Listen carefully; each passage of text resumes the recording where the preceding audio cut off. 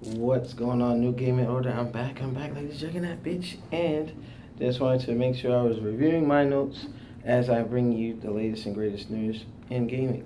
So, many of you know that I was a very big Sega supporter. I had well, actually not initially, because I was more of a Nintendo guy with the NES, SNES and whatnot, but I think my heart warmed up to Sega during my fighting game renaissance, so to speak, where back in high school I saw a superior version of Street Fighter Alpha 3, the Versus series, like Sega Saturn. If you wanted a true arcade port of those titles, you got the Saturn version. And Shinwar, the Mizzle free play mode, could pretty much back me up on that, because we used to go to my house and handle business. And I wanted to thank Demizzle for exposing me to a lot of stuff.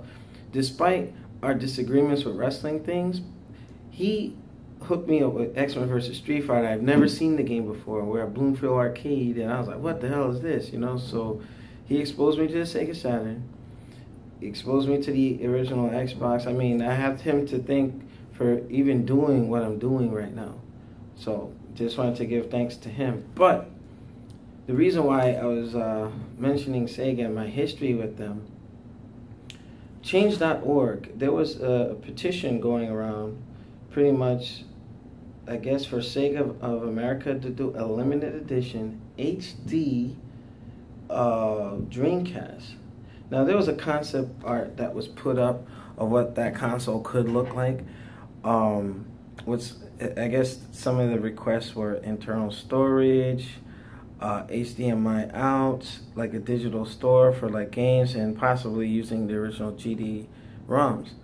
Now, that would be cool, but considering that where the market is, Nintendo, Microsoft, and Sony have too much of a commanding lead, and in the sense where their rep is out.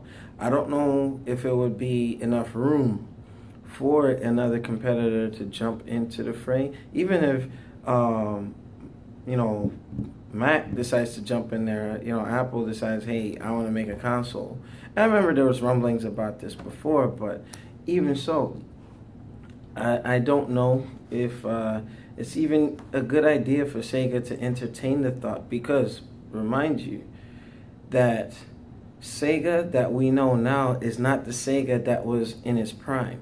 All those people that made Sega aren't even there anymore. So I even saw something as far as, okay, the system should be made to order. Okay, so if I'm screwing this up, I apologize, because I had to read it pretty quickly right after a meeting. But if these systems are made to order, it would be less of a risk financially. So with that being said, that's fine and good, but the current consoles, Sega should just stay where they are as a third-party provider. A lot of these games, like Power Stone and stuff like that, that were exclusive, with the exception, Power Stone 2, I think, came out on the Vita, but there's a lot of games, a lot of great games that were on that Dreamcast.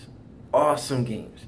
And if this ever sees some sort of light of day, that'd be interesting to see. But considering Microsoft and Sony primarily, those are the giants like in the field right now. That is their yard.